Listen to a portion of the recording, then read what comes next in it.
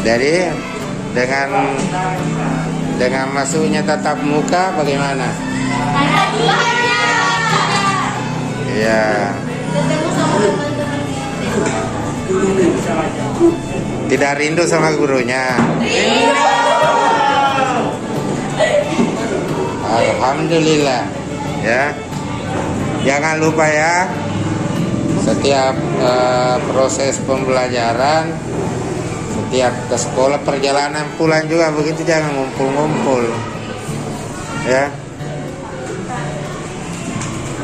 Protokoler kesehatan harus wajib ya, demi keselamatan bersama.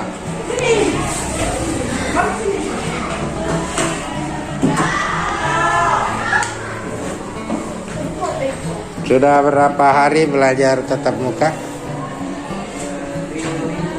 Lebih 2 minggu ya. Bagaimana rasanya? Mantap, enak. Gimana rasanya selama tinggal di rumah?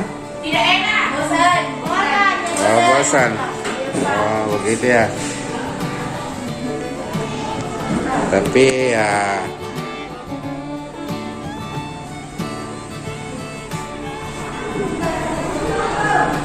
jadi boleh